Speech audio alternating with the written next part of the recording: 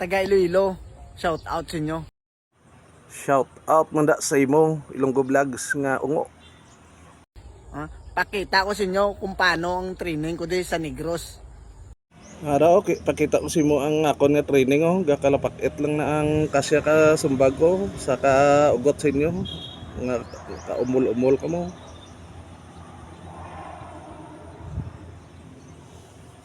Nga nagbakod ko nga boksidor. Araw. Kita nyo na Ara. Ako lang na nag-ani isa. Sa tikalon si mo Ilonggo Vlogs daw abnormal ka ha. Wala ka man ka palapit di sa Iloilo kay.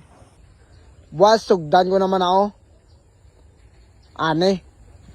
Ako lang yagid isa. Sa isa kadlaw. 3 hektarya na ang ginani. Ikaw ang lawlaw abnormal kung sinumbag ng tamkron. Hindi ka, tikalon ka. Amo na yan bago sa Tagaylilo. Nga mga lawlaw pagid kamo daya. Hindi nyo niya makuha ang abilidad ko. Amo na gani nga training kamo mayo Tagaylilo. Ngayaw ka di, ginaulat ka na di. Kaya ipakita ko si mo kung paano takakastigoon. Tikalon ka nga Ilonggo ka. Kung mangayaw kami da boxing. Ibase sa resistencia pa lang. Ayo. Balan mo pa ka kami nga Tagaylilo, ampaw. Napakadto ka di, hindi ka man. Ikaw yung ampaw katalawit si mo.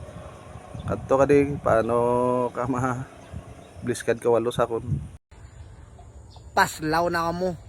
Mga ampaw na kamo bala. Tagaylilo Bati amo 3.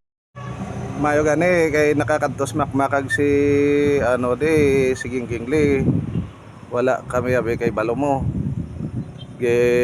Kung nakita ko to si Boss King nga nagsugat sila base pati si Boss King mados ngal bibigya. Mga abnormal.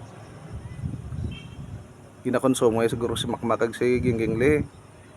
Natago ibla. Lako ka kita nga maging sugat sa kasalakyan ni Boss King mo. May balaan ko lang. Pati si Boss King dos ngal gid bibigya. 3 hektarya ang ginaani sa isa kadlaw. Shout out sa Tagaylilo. Bakbakan tada.